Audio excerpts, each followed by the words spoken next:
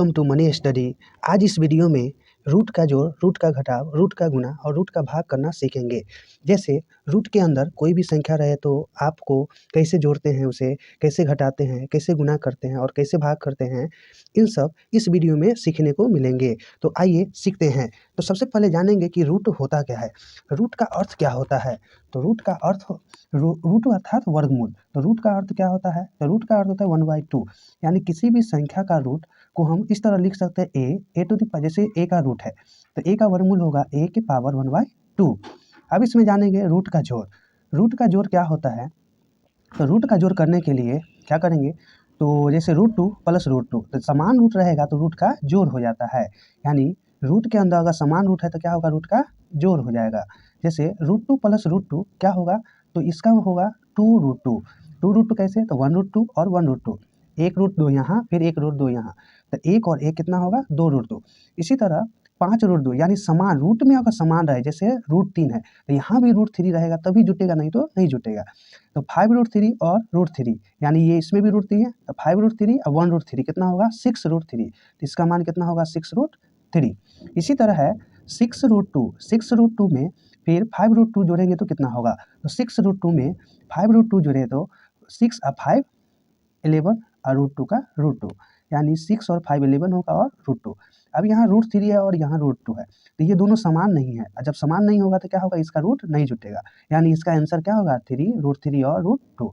यानी जब रूट में समान हो तभी जोड़ना होगा, अगर रूट में समान नहीं है तो रूट नहीं जुटेगा। इसके बाद है 6√2 प्लस √5। अब यहाँ भी रूट समान नहीं है तो क्या होगा, रूट नहीं जुटेगा, यानी 6√2 और √5 ही रहेगा, नहीं जुटेगा, नहीं घटेगा। इसी तरह 2 है, अब इसमें रूट नहीं लगा हुआ है, इसमें रूट है, यानी इसमें रूट नहीं है और इसमें √2 है, तो √2 प्लस 2 क्या होगा, ये नहीं जुटेगा, नहीं घटेगा, इसका आंसर क्या होगा, 2 प्लस √2। इसके बाद है रूट का घटाव। रूट का घटाव कैसे करते हैं, तो जैसे रूट का जोड़ होता है ठीक उसी प्रकार रूट का भी घटाव होता है। यानी समान रहेगा, रूट में अगर समान संख्या रहेगा तो जुटेगा और समान संख्या रहेगा तो घटेगा। तो √3 माइनस √3, तो यहाँ कुछ नहीं रहता तो इसको मानते हैं 1, यहाँ भी कुछ नहीं तो 1, तो 1√3 में से 1√3 घटाएंगे तो 0 आएगा। इसी तरह 5√2 माइनस √2, यानी 5 में से 5√2 में से यहाँ कुछ नहीं तो 1 है, तो 5 में से 1 घटाएंगे तो 4 और √2 का √2। इसी तरह 6√5 माइनस 4√5, अब 6 है यहाँ 4 है तो 6 में से 4 घटाएंगे तो आएगा 2, तो 2√5। इसी तरह √3 माइनस √2, अब यहाँ है √3 है जबकि यहाँ है √2। अब यहाँ है समान संख्या नहीं है इसमें, तो जब समान संख्या नहीं रहेगा रूट के अंदर तो क्या होगा, नहीं जुटेगा, नहीं घटेगा, यानी इसका आंसर √3 माइनस √2 ही रहेगा। इसके बाद है 8√2 माइनस √3। अब 8 माइनस √3, अब इसमें रूट लगा हुआ है, इसमें रूट नहीं लगा हुआ। अगर यहाँ √2 रहता तो ये फिर घट जाता, लेकिन यहाँ पर इसमें √2 लगा हुआ है, इसमें √2 नहीं लगा हुआ, तो इसका आंसर क्या होगा, 8√2 माइनस √3। यानी जब इसमें √2 है तो इसमें भी √2 होगा तभी घटेगा, नहीं तो नहीं घटेगा। इसके बाद है 4√7 माइनस 4√5, तो यहाँ भी रूट समान नहीं है, रूट में यहाँ 7 है, यहाँ 5 है, तो ये नहीं जुटेगा, नहीं घटेगा। और यहाँ बाहर में समान रहे या असमान रहे इससे मतलब नहीं है, अंदर में देखना है कि रूट समान है कि ना। यहाँ पर √7 है, यहाँ √5 है, तो समान नहीं है तो क्या होगा, इसका आंसर वही का वही रह जाएगा, 4√7 माइनस 4√5 ही रहेगा। इसके बाद आइए जानते हैं रूट का गुणा। तो रूट का गुणा किस तरह से किया जाता है।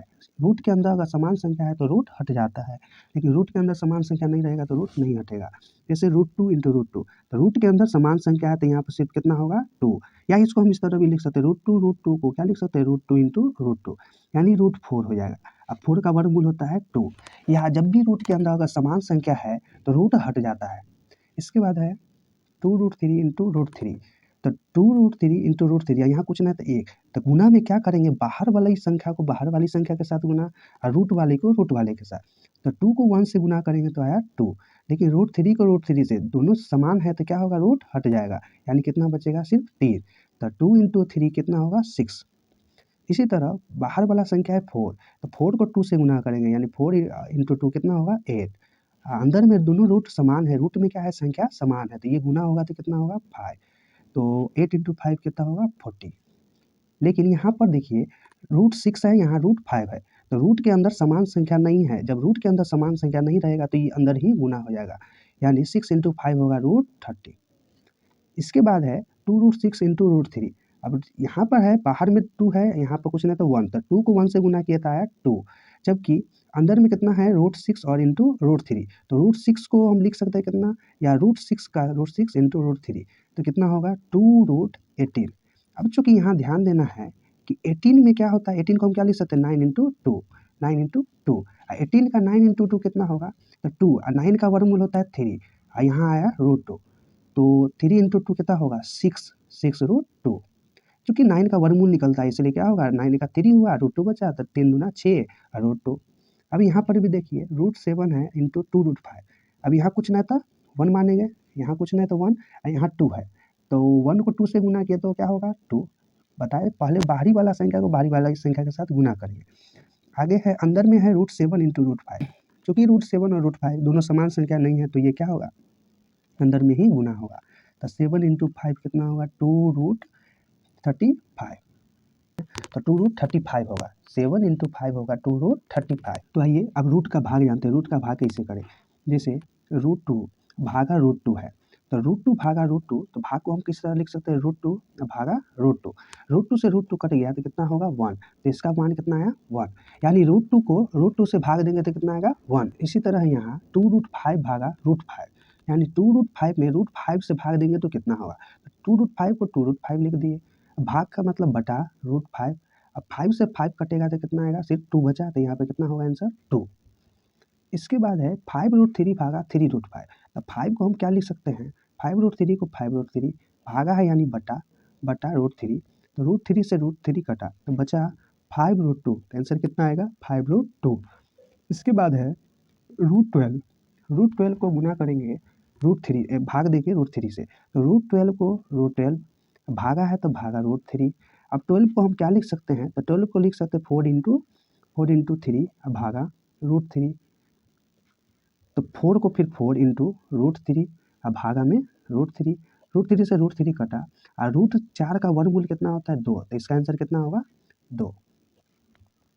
इसके बाद है 4√15। अब 4√15 है, भाग देना हमें 2√5 से, तो यहाँ पर जो है 4 को काटेंगे 2 से तो बचेगा 2, तो ये तो 2 हो गया। अब 15 को हम लिख सकते हैं 5 इंटू 3, नीचे में बच गया √5 इंटू √3 और यहाँ होगा √5।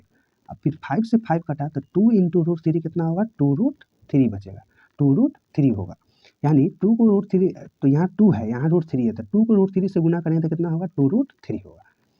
इसके बाद है 3√18, आगे है क्या 3√18, इसको भाग देना है हमको 5√6 से, तो 3 को तो 3 लिख सकते हैं, लेकिन 18 को हम क्या लिख सकते हैं, 18 का क्या होगा 6 इंटू 3, 6 इंटू 3 बटा में है 5√6, फिर 3 का 3, 6 को हम अलग अलग कर सकते हैं √3 इंटू √6 इंटू √3 बटा 5√6, 6 से √6 कटा तो बच गया कितना, तो यहाँ पर 5 बटा 3, 3 बटा 5 और √3 का √3 हो गया। इसके बाद है आगे कुछ अतिरिक्त प्रश्न, जैसे √12 का मान कितना होगा, या √12 को क्या कितना मान लिखेंगे, तो √12 को हम क्या क्या लिख सकते हैं, √12 को लिख सकते हैं 4 इंटू 3, 4 इंटू 3, 4 का इसको और तरीका से लिख सकते हैं 4 इंटू √3, √4 इंटू √3। अब 4 का वर्गमूल होता है 2 इंटू √3, 2 को √3 से गुना करेंगे तो कितना होगा 2√3 क्यूब। अब क्यूब है तो क्या करेंगे, क्यूब रहेगा तो इसका 3 गो का 1 गो निकलेगा, तो 27 को क्या लिख सकते हैं 3 इंटू 3 इंटू 3, यानी 3 तिया 9, 9 तिया 27, यानी अब यहाँ पर रूट में क्यूब है, जब क्यूब रहेगा तो 3 गो का 1 ठो निकलेगा बाहर, लेकिन जब 2 रहेगा तो 2 गो का 1 ठो बाहर निकलेगा। 4 को हम लिख सकते हैं 2 गुने 2, तो यही 2 गो जोड़ा का 1 जोड़ा बाहर निकला, जबकि 3 का जोड़ा नहीं पूरा तो ये अंदर रहेगा। इसी तरह अगर 3 रहेगा तो 3 गो का जोड़ा पुराएंगे, तो 3 गो जोड़ा पुर गया तो सिर्फ कितना 3 निकलेगा, 1 तो 3 बाहर निकलेगा। लेकिन यहाँ पर है 4√64, अब रूट में है 4, तो अब क्या करेंगे 4 गो का जोड़ा पुराएंगे, तो 64 को हम लिख सकते हैं किस तरह 2 into 2 into 2 into 2 into 2 into 2, यानी 2 दूना 4 दूना 8 दूना 16 दूना 32 दूना 64। अब यहाँ चूंकि 4 है तो 4 गो का 1 ठो निकलेगा, यानी 4 गो जोड़ा का 1 गो जोड़ा, तो 4 गो 2 का 1 2 निकला और 2 गो 2 बच गया, तो 2 गो 2 अंदर में क्या होगा गुना होगा, 4 रूट कितना होगा 4। फिर यहाँ पर भी, लेकिन यहाँ पर 4 नहीं निकलेगा क्योंकि यहाँ 4 था। अब 4 का वर्गमूल 4 का निकला, लेकिन 4 अब फिर ये बच गया, इसको इसी तरह लिख देंगे। क्योंकि यहाँ पर 4 है तो 4 गो का 1 ठो निकलेगा, तो 4 गो 2 का तो एगो 2 निकल गया, एगो 2 निकल गया, अंदर बचा क्या 2 × 2, यानी 2 गो इसका जोड़ा ना पूरा, इसको अंदर रख दो। अब फिर यहाँ पर अब नहीं पूरा तो ये 4 का 4 आएगा, रूट ए फिर रूट ए इसी तरह जाएगा इन्फिनिटी तक, यानी अनंत तक रहेगा रूट ए। तो इसका मान क्या होगा? तो जब भी इस तरह का सवाल आए इन्फिनिटी तक दे दे, मतलब अनंत तक दे दे, तो इसका मान होता है ए का ए, यानी जो संख्या होगा अंदर वही का वही संख्या होगा। जैसे √5 अनंत तक है, तो इसका मान कितना होगा? तो इसका मान होगा कितना? सिर्फ 5 का 5 होगा।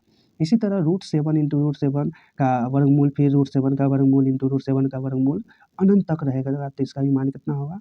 7 है तो 7, 5 रहेगा तो 5 होगा। लेकिन कोई भी संख्या है, लेकिन ये अब अनंत न दे, 4 को दे दे √5, तब मान क्या होगा? 5 दे दे तब मान क्या होगा? जैसे √a n टाइम्स दे दे, तो इसका मान क्या होगा? तो इसका फार्मूला होता है a⁴n -1/2n। जैसे √5 √5 का वर्गमूल, फिर √5 का वर्गमूल का मान कितना होगा? अब यहाँ पर अनंत तक न दिया, यहाँ 3 ही को दिया n का मान, यानी 1 2 3, तो n का मान कितना हो जाएगा? तो n का मान हो गया 3, n का मान 3 हो गया, और a का मान हो गया इसमें कितना? 5, a का मान 5। इसका कैसे निकालेंगे? तो 5 फार्मूला होता है a⁴2n, तो 5⁴2, n का मान है 3,